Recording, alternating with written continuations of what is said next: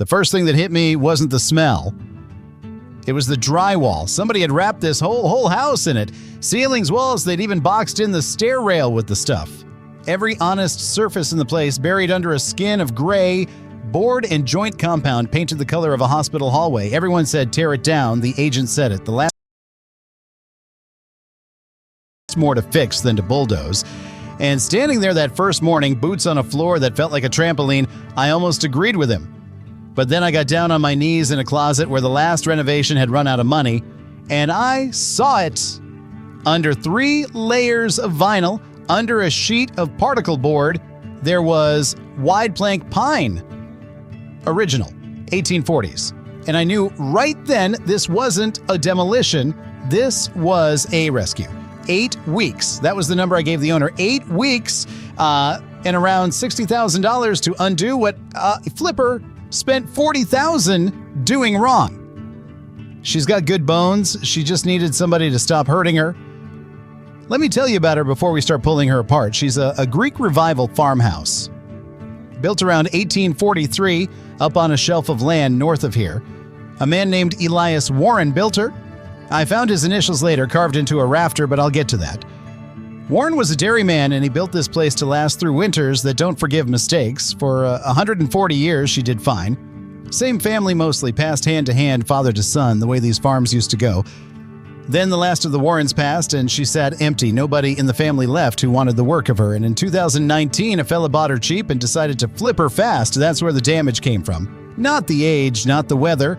A man in a hurry with a truck full of the cheapest materials the store had. He put lipstick on her and sold the idea, ran out of cash halfway, and walked. She'd been sitting half-flipped for 4 years when I got the call. Now, I'll be straight with you. Time doesn't ruin these old houses. People in a hurry ruin them. And I was about to spend 2 months proving it, so we started tearing out. Not the house, the renovation. First day, we pulled drywall off the front parlor walls, and behind it, I found horsehair plaster on hand-split lath. Now, for anybody who's never seen it, that's plaster mixed with animal hair for strength, troweled over thin strips of wood somebody split by hand with a hatchet. It flexes, it breathes, some of it was cracked, sure, but most of it was solid, 180 years old, and this genius had screwed drywall right over the top of it, trapped the moisture between 2 walls. That's how you rot a house from the inside without even trying. Behind the kitchen, worse. He'd framed a new wall an inch off the old one and stuffed the gap with plastic-bagged insulation. No airflow, that cavity was black with mold, and the sill beam underneath had gone soft as bread. 15 feet of rot, I pushed a screwdriver into it, and it went into the handle, no resistance, like pushing into wet cardboard. That one section alone was going to cost me about $4,000 in new white oak and a week of my life. But here's the thing that got me. Every piece of original work I uncovered was done right. The mortise and tenon joints in the frame were still tight. That's where one timber's cut with a tongue on the end, the tenon, and it slots into a slot cut in the other one, the mortise, and then you drive a peg through both to lock it. No nails, no glue, just wood holding wood. The floor joists were true. Whoever framed this house in 1843 pegged every joint with oak trunnels, and not one of them had failed. Somebody built this right the first time. My job is to not be the guy who ruins it. The wiring was its own horror show, not the old knob and tube that I expected, and honestly, some of it was fine. It was the new work. The flipper had run modern cable but tied it into a panel from the 1960s, no ground on half the circuits, junction boxes buried inside the walls with no covers. A junction box is where wires connect, and it's supposed to stay accessible with a cover on it because connections work loose and connections spark. He'd plastered right over 3 of them. That's not a code violation, that's a house fire waiting for a dry January night. All of it had to come out. Every foot. Yeah, we filled 3 30-yard dumpsters just with what he'd added. 3. I stood there watching the second one haul off and thought, this man spent 40 grand making this house worse, and I'm going to spend 60 making it right, but mine'll still be standing in another 100 years. His wouldn't have made 10. By the end of week 2, she was stripped back to her frame, bare bones, and for the first time in years, she could breathe. Now, the structure. This is where you find out if a house has a future or not. I got the whole frame exposed and ran a level across the main floor. She'd settled. About 1.5 inches of drop toward the northeast corner, which, once I got down in the crawl space, made perfect sense. That soft sill beam I mentioned had been carrying load. It couldn't carry anymore, and the corner post had sunk with it. Now here's a mistake I'll own. First thing I did was crib up that corner with steel jacks and start lifting, and I brought her up too fast. I heard the plaster in the front parlor crack, a real crack, a gunshot sound. I'd gained a quarter inch and lost a wall's worth of original plaster. Because I got impatient. That one's on me. You lift an old house 1/16 of an inch a day, maybe an 1/8 if she's willing. She's been settled a certain way for 40 years, and every joint, every board, every run of plaster has found its own quiet arrangement with gravity. You have to let her forget slowly. So I backed off, gave her a day to think about it, and after that, I took my time. It took 11 days to get that corner level. Should have taken 11 from the start. And the way you do it right is you watch the doors. A door that suddenly won't close or one that swings open on its own.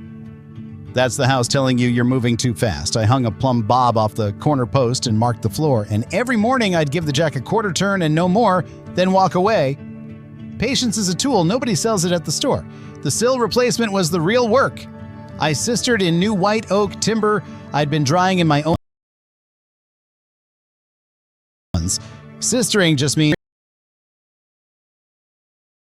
the load together. Mortise and tenon pegged with oak. No steel plates, no construction adhesive. I did it the way Elias Warren did it because his way lasted 180 years and I've got no reason to think I know better. And that's when I found his mark. Up in the attic, scribing out a rafter that needed a sister. I brushed the dust off and there it was. EW 1843, carved with a chisel into the oak. 180 years.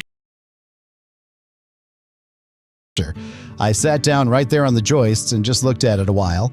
I left it. Sistered the new wood alongside and left his signature untouched. Some things you don't cover up. The foundation was fieldstone, dry laid, and honestly better than half the poured walls I see today. Dry laid means no mortar holding it, just stones fit so tight and stacked so smart they hold each other by weight and friction. A few stones had shifted where water pooled outside. Too hard, it traps water and cracks the stone right off the face. Lime breathes, it gives a little. The old masons knew it, and they'd have laughed at half of what gets sold as an improvement today.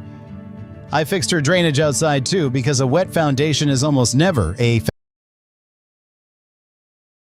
dug down and ran a French drain around the north side, which is just a trench with gravel and a perforated pipe that carries water away downhill instead of letting it sit against the stone. About $1,800, and that solved the actual cause instead of the symptom. Every other guy wanted to seal the inside. You don't dam a river, you move it. By week 4, she was level, sound, and dry. To put the guts back in, the mechanicals are the part nobody sees, and everybody depends on. Get them wrong, and the ran all new electrical, 200. The whole house rewired from a clean panel. An arc fault breaker senses the little sparking that starts most electrical fires and shuts the circuit down before it catches. About $7,000 and worth every dollar, because now nobody's grandkids burned to death because of flip. Story, the flipper had run flexible plastic supply lines stapled right to the joists. No support, already sagging between the staples like clothesline. I pulled all of it. Ran new lines, insulated every one of them because in Vermont, an uninsulated pipe on an exterior wall. Ran the supply lines on the interior walls wherever I could. Kept them inside the warm envelope of the house. Learned that lesson 30 years ago on a job where I did it the lazy way, and I don't need to learn it twice. And winter was coming. That's the clock that runs every second week of November, and the nights were already dropping into the 20s. You want the shell tight before the real cold hits, because you can't hang insulation with numb hands, you can't cut a. The season doesn't care about your schedule. You work with her or you lose. Insulation was the piece I cared about most. The flipper's plastic bagged bats had rotted the walls, and I wasn't about to make the same mistake in a fresh coat of paint. So I went the other way. Dense pack paper blown in tight, and it lets the old timber breathe and shift with the seasons the way it wants to. Up top, I kept it vapor open, meaning moisture can pass through and dry out and not hold it. This is up like a cooler and then wonder why they rot from the inside. I spent about $9,000 on insulation and air sealing. And here's why it matters. This house will now cost the owner maybe half what it did to heat, and she'll stay dry doing it. That's not a number you see. It's a number you feel every January for the next 50 years, in your bones and in your bank account both. We got her buttoned up the week before Thanksgiving. First hard freeze came in that Friday, dropped to 8 above overnight. I stood inside with the new heat running, and it was warm and dry and quiet. She was ready to be finished. Now the part where taste shows up. I started with the floors because the original wide plank pine I found in had covered every bit of it with vinyl and laminate. We pulled it all up. 2 full days on our knees with pry bars and a heat gun set low, lifting glued down garbage off boards that were milled by hand before the Civil War. The adhesive fought us for every inch and wide as a dinner plate. Underneath the pine was gray and stained but sound. Now, most guys' first instinct is to run a big drum sander over the whole thing and get it flat and blonde. 180 years of footsteps never comes back. I cleaned them, scraped the worst spots by hand with a card scraper, and finished them with a hand-rubbed oil that soaks in instead of sitting on top like plastic. When that oil went on, the grain came up like a photograph developing in a tray. Honey and amber. Boards 14 inches wide, you cannot buy that anymore. Not for any money, because the trees that make boards like that were old. Simple shaker cabinets, painted, soapstone counters, because soapstone was what a Vermont farmhouse would have had. They quarried it 2 counties over. Soapstone doesn't stain, doesn't burn, and it warms up and holds heat, which mattered in a house that ran on a wood stove. A piece of the structure lives up in the light now, too. No giant island, no wine fridge, no pot filler over the stove that nobody ever uses. A kitchen a dairy farmer's wife could have recognized just with plumbing that works. Light was the other thing. The flipper had chopped the original windows down and stuffed in vinyl replacements, mismatched, ugly, and already fogging up between the panes where the seals had failed. I restored the 6 original windows that were left and reglazed them, meaning I dug out the old dried glazing putty and laid in fresh, rebuilt the sash weights and the ropes so they glide up and stay put, the whole 9 yards. Then I had storm windows made to match, set on the outside, an old wavy glass window with a good tight storm is another century with a little care, and it doesn't look like a spaceship landed on your farmhouse. And then the piece I've been saving, the staircase. Remember I said the flipper had boxed in the stair rail with drywall? Underneath all that was the original cherry banister and newel post turned by hand on a lathe. The wood, worn smooth. He'd buried it, just gone right over it with screws and board like it was nothing.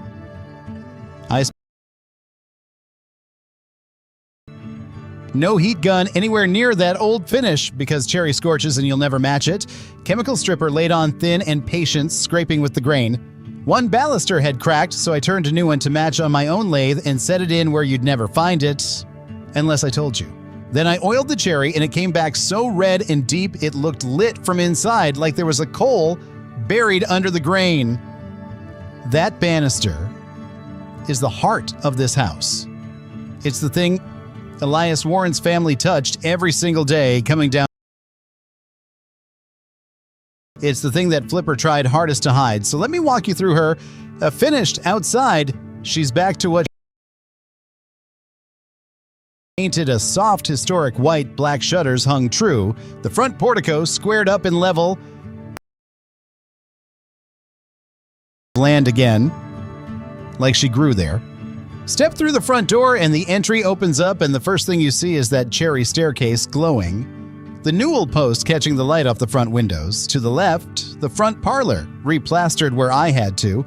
Original horsehair plaster saved where I could. Those 14-inch pine floors running warm and honey-colored underfoot. Back through to the kitchen, soapstone and shaker white. The white oak island that used to be a rotten sill beam. Morning light coming clean through that restored wavy glass. Down the hall, the bathroom, simple, clean, a deep soaking tub, plain white subway tile, nothing loud. The same honest pine underfoot carried right through. And back to that staircase, the heart of her, the cherry banister worn smooth and lit up like it was the day Warren's family first climbed it. The cold. Is he ready for another 100 winters? Final number came to about $62,000 and 8 weeks near enough. To the day, the flipper spent 40 making her worse. I spent 62 making her herself again. And the most valuable thing in the whole house, that pine, that stair, that rafter with a dead man's initials on it, cost nothing. It was already here. It just needed uncovering.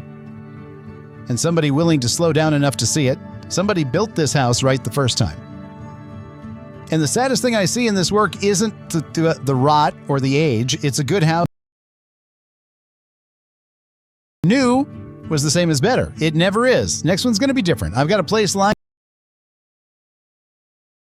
90s, older than this one by 50 years, and the whole back half of it is buried under a collapsed barn addition somebody bolted on in the 70s. Everybody's told me the frame back there is gone. I don't believe them. I think there's a summer beam under that wreckage.